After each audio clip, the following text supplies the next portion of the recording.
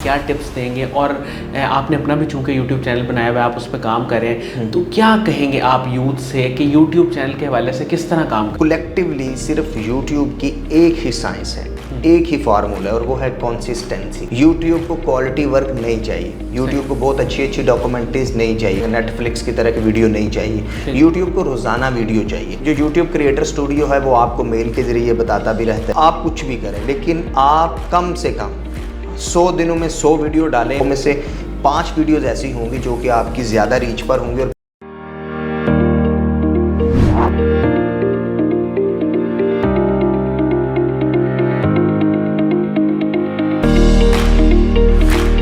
अस्सलाम वालेकुम नाज़रीन, शेयरिंग ऑफ प्रोफेशनल विजडम में एक नए और मुनफरिद इंटरव्यू के साथ मैं हूं आपका मेज़बान अली रहमान खालिद। नाज़रीन, आज जो गेस्ट हमारे साथ मौजूद हैं वो पिछले 3 सालों से उर्दू पॉइंट के साथ मुंसलिक हैं और बेशुमार स्टोरीज़ को कवर कर चुके हैं। तकरीबन 1000 स्टोरीज़ ये अब तक कर चुके हैं पिछले 3 सालों में। आज हम इनसे जानेंगे कि इन्होंने मीडिया का सफ़र कब, क्यों और कैसे शुरू किया, और हम इनसे ये भी जानने की कोशिश करेंगे कि जो 1000 स्टोरीज़ इन्होंने अब तक कवर की हैं उसमें से टॉप स्टोरीज़ कौन सी हैं, और जो लोग अपना यूट्यूब चैनल बना के काम करना चाहते हैं उनको क्या मशवरे देते हैं। अस्सलाम वालेकुम ज़ुहैब मंशा साहब, कैसे हैं आप? वालेकुम अस्सलाम, बहुत शुक्रिया अली रहमान। Welcome sir. अच्छा सर, मुझे ये बताइएगा कि आपने मीडिया का रुख कब, क्यों और कैसे किया, और फिर डिजिटल में आपका इंटरेस्ट कैसे डेवलप हुआ? अच्छा अली भाई, मेरा बचपन से जैसे मैंने मैट्रिक किया तो मेरा शौक़ था प्रेजेंटेशन देने का, यानी बोलने का। और आज भी यूट्यूब के ऊपर मुझे अच्छी तरह याद है, जो पहली वीडियो मैंने डाली वो 2010 में पब्लिश की थी, आज भी वो मौजूद है यूट्यूब पर, अपने गांव से बनाई, और जिसमें बता रहा था कि इस वक्त मैं इस गांव में मौजूद हूँ।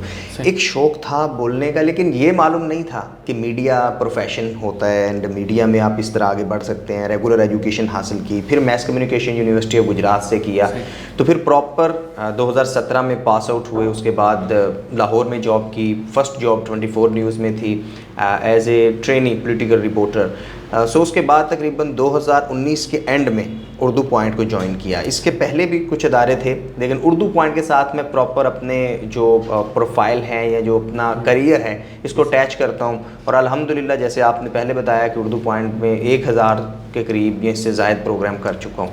सर, जो आपने 1000 प्रोग्राम्स किए, ज़ाहिर है कि स्टोरीज़ को ढूंढना, कवर करना, ये कितना मुश्किल सफ़र रहा कि आपने आसानी से इसको कर लिया? अच्छा, बहुत मुश्किल था। आगाज़ में मैं बताऊं तो मैं बेसिकली कराची शहर गया। कराची मेरे लिए बिल्कुल नया शहर था, बिलोंग मैं गुजरात से करता हूं, और मुझे अच्छी तरह याद है कोविड के आगाज़ के दिन थे। तो एक मैं आपको स्टोरी मैंने कैसे ढूंढी वो वाक़या सुनाता हूँ। हमें ऑफिस से हमारे हेड हैं शाहिद नज़ीर चौधरी साहब, उन्होंने एक मुझे स्टोरी भेजी कि इस तरह कोविड के दौरान, चूँकि लॉकडाउन है, तो एक शादी हुई है जिसमें दूल्हा दुल्हन को बाइक के ऊपर लेकर आया। अच्छा, उसमें जस्ट वो बाइक के ऊपर लेकर आया, वो वीडियो वायरल थी कुछ सेकंड की, और उसको अब ढूंढना था। अब सिर्फ ये लिखा हुआ था कि नाज़माबाद, कराची का एक इलाका है नाज़माबाद, लेकिन नाज़माबाद इतना बड़ा, उसका कौन सा ब्लॉक कुछ नहीं मालूम। हम निकल गए और हमने देखा वीडियो में कि वो वीडियो देख रहे हैं और उसमें पीछे यूटिलिटी स्टोर लिखा हुआ है, तो हमने यूटिलिटी स्टोर ढूंढने शुरू किए। एक यूटिलिटी स्टोर मिला तो पता चला हाँ ये वही है जो वीडियो में आ रहा है। फिर हमने देखा कि ये वीडियो इस तरफ से बनाई गई है, इट्स मीन्स कि ये बिल्डिंग होगी जहाँ वो दुल्हन उतर रही है। बिल्डिंग वाले से पूछा, उसने कहा हाँ यार दुल्हन तो इधर आई है, लेकिन ये नहीं मालूम कि फ्लोर कौन सा है। हम पहला, दूसरा, तीसरा, छठे फ्लोर के ऊपर गए। आज भी मुझे याद है कि रूम का नंबर था 405, जो फ्लैट नंबर था। तो आगाज़ में इसी तरह स्टोरीज ढूंढी, बिल्कुल ग्राउंड पर जाके, बस पता चला और निकल गए। But with the passage of time, जब आप ज़ीरो से शुरू करते हैं तो इसका मज़ा ही ये है कि आपके लिए यानी आज बहुत हमें आसानी होती है चीज़ें लाइन अप करने में। इतनी बड़ी बड़ी स्टोरीज़ होती हैं मेन स्ट्रीम मीडिया से पहले, अल्हम्दुलिल्लाह urdupoint.com जो है वो पहुंच जाता है। तो हमें यही कहते हैं कि आप पहुंच कैसे जाते हैं, तो भाई हम ऐसे ही पहुंचते हैं। अच्छा सर, बहुत सारे लोग अपना यूट्यूब चैनल बनाना चाहते हैं और कुछ लोग बना भी चुके हैं, लेकिन उनको इस चीज़ की समझ नहीं आती कि वो कंटेंट किस तरह डेवलप करें, किस तरह मैनेज करें। शायद उनके पास हफ्ते 2 हफ्ते का या महीने का कंटेंट होता है और वो अपना यूट्यूब चैनल बना लेते हैं और फिर उसके बाद वो उसमें कह लें कि फंस जाते हैं। उनको आप क्या मशवरा देंगे, क्या टिप्स देंगे? और आपने अपना भी चूँकि यूट्यूब चैनल बनाया हुआ है, आप उस पर काम करें, तो क्या कहेंगे आप यूथ से कि यूट्यूब चैनल के हवाले से किस तरह काम करें? देखिए, बहुत सादा सा फॉर्मेट है यूट्यूब का, और ये सिर्फ मेरा नहीं कहना, जो कि हमारे बड़े बड़े जैसे मास सफ्दर है, जैसे नादिर अली है, ये सब हम दोस्त हैं, ज़ल्मी है, साजिद, यानी हर वीडियो उसकी मिलियन में जाती है। इसी तरह लड्डकी भाई, हम अक्सर बैठे होते हैं। कलेक्टिवली सिर्फ यूट्यूब की एक ही साइंस है, एक ही फार्मूला है, और वो है कंसिस्टेंसी। यूट्यूब को क्वालिटी वर्क नहीं चाहिए, यूट्यूब को बहुत अच्छी अच्छी डॉक्यूमेंट्रीज नहीं चाहिए, यूट्यूब को ऐसा काम नहीं चाहिए कि आप बड़ी उसकी प्रोडक्शन बढ़ा के एंड उसको आप वो जैसे कहते हैं नेटफ्लिक्स की तरह की वीडियो नहीं चाहिए। यूट्यूब को रोज़ाना वीडियो चाहिए। उसमें जो यूट्यूब क्रिएटर स्टूडियो है वो आपको मेल के ज़रिए बताता भी रहता है। तो मैं सिर्फ ये कहूँगा कि आप कुछ भी करें, आप कुछ भी करें, लेकिन आप कम से कम 100 दिनों में 100 वीडियो डालें, और उसके बाद फिर आप देखें कि क्या रिजल्ट है, क्या नतीजा है। और उसमें से 100% 100 में से 5 वीडियोज़ ऐसी होंगी जो कि आपकी ज़्यादा रीच पर होंगी, और फिर आपको पता चल जाएगा कि हाँ, 100 में से 5 वीडियोज़ या 10 वीडियोज़ या 20 वीडियोज़ ऐसी हैं जो मेरी ऑडियंस से रिलेट कर रही हैं, अब मुझे इसी तरह की वीडियो बनानी है। तो ये सादा सा एक फॉर्मेट है।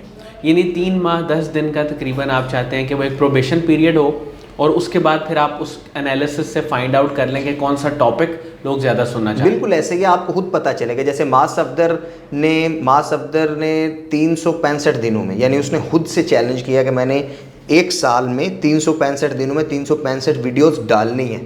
तो पहले उसने डाली। तो ये है कि YouTube पर जब आप डालना शुरू करेंगे, 100 वीडियो कम से कम डालेंगे, रोज़ाना डालेंगे, तो उनका एल्गोरिथम ही ऐसे काम करता है कि वो आपको उम्मीद है कि बूस्ट देगा। वैसे तो लक की बात है, और आप देखें तो जितने भी बड़े इन्फ्लुएंसर्स आपको नज़र आ रहे हैं, इसमें कंटेंट वाली कोई ऐसी पहाड़ वाली बात नहीं है। और वो डेली व्लॉगिंग हो या उसमें कुछ भी हो, बस ये है कि वो कंसिस्टेंट है। डेली व्लॉग शुरू करना 10, 12, 15 दिन तो आसान है, लेकिन इसे कंटिन्यू रखना बहुत मुश्किल है। अच्छा सर, मुझे ये बताइएगा कि आपके इस थ्रू आउट सफ़र में आपकी इंस्पायरेशन कौन लोग रहे हैं? इंस्पायरेशन मेरी मुख्तलिफ लोग रहे। जैसे अगर स्पेसिफ़िक मैं मीडिया के हवाले से बात करूं, तो मैं जो फेवरेट कहता हूं, तो बोलने सुनने के हवाले से नईम बुखारी साहब मेरे बहुत फेवरेट हैं, बहुत अच्छे प्रेजेंटर हैं। लेकिन जो स्पेसिफ़िक अगर मैं आपको कहूं कि मीडिया में मेरी जो इंस्पायरेशन है, हमारे उस्ताद हैं डॉक्टर अरशद अली साहब। जब हम यूनिवर्सिटी में गए और उन्होंने कहा जी आपने जो है ना वो इसी ट्रैक पर रहना है और इसी तरह आपने मीडिया में आगे जाना है। और सबसे अहम बात मैं आपको बताऊं कि वो यूनिवर्सिटी का टाइम ऐसा होता है जब आपको इंस्पायरेशन चाहिए होती है, आपको मोटिवेशन चाहिए होती है। तो वो जो आपको इंस्पायरेशन या जो मोटिवेशन देता है, तो तभी फिर आप आगे बढ़ते हैं। डॉक्टर अरशद अली साहब टॉप ऑन द लाइन है, उसके बाद फिर शाह नज़ीर साहब हैं, उसके बाद हमारे सीनियर्स हैं नबील रशीद, PRRP प्रोडक्शन वाले, नजमुल हसन बाजवा, यानी ये वो सारे लोग हैं जो हमारे सीनियर थे, जिन्होंने हमें इनकरेज किया, जिन्होंने अप्रिशिएट किया। तो मैं तो ज़्यादा क्रेडिट इन लोगों को दूंगा। सर, अब आपने डिजिटल मीडिया पे भी कामयाबी हासिल की है और इसके साथ साथ आप अपना काम भी यूट्यूब पे करें। फ्यूचर में क्या गोल्स हैं और अगले 5 सालों में क्या कुछ अचीव करना चाहते हैं? देखिए, मैं फ्यूचर में एक तो मेरा गोल ये है कि मेरा अपना एक डिजिटल मीडिया नेटवर्क हो अच्छा, और सेकंड मैं कुछ बल्कि आपके तवज्जुह से बता भी देता हूँ कि मैं कमिंग डेज़ में कुछ दिनों में अपना ब्रांड लॉन्च कर रहा हूँ परफ्यूम का, मंशा जी के नाम से। तो मेरे यही प्लान्स हैं कि ये मेरी एक हॉबी थी, एक शौक़ भी था कि अपने नाम से कुछ हो। तो पहले मैंने शलवार कमीज़ का शुरू किया था, उसकी लॉन्चिंग नहीं की, लेकिन अब ये जो ब्रांड है मंशा जी के नाम से फ्रेगनेंस, इंशाल्लाह ये बहुत जल्द जो है वो मार्केट में आएगा। सही। अच्छा सर, कासिम अली शाह साहब के काम को, उनकी फाउंडेशन को आप कैसे देखते हैं? बहुत अच्छा जी। कासिम अली शाह साहब के लेक्चर्स मुझे अच्छी तरह याद है कि मैं जब ग्रेजुएशन में था तो सुना करता था। एंड बिलखसूस CSS के हवाले से शाह साहब की एक सीरीज़ थी, वो सारी तकरीबन मैंने देखी होगी। और मैं ये समझता हूँ कि जो हमारा नौजवान होता है, चूँकि हम middle class, lower middle class, बिल्कुल ग्राउंड लेवल से होते हैं, और जब हम कॉलेज में होते हैं तो जैसे CSS एक पहाड़ की तरह हमें नज़र आता है। कोई भी हमें बड़ी चीज़ है। आज हम एक अच्छे क्रिएटर्स हैं, एक अच्छे डिजिटल कंटेंट क्रिएटर हैं, जर्नलिस्ट हैं, तो कभी सोचा नहीं होता। लेकिन उस वक़्त मैं आज ये कहता हूँ कि कासिम अली शाह साहब से मैंने बहुत इंस्पिरेशन ली। और मैं अक्सर ये मिसाल देता हूँ कि मैं गुजरात के गांव में बैठकर लखनवाल में वो पढ़ा करता था और ख्वाब देखा करता था बड़े बड़े, और अल्हम्दुलिल्लाह अल्लाह ताला ने फिर कराची जैसे बड़े शहर में जो है वो नाम, इज़्ज़त, रुतबा, पहचान दी।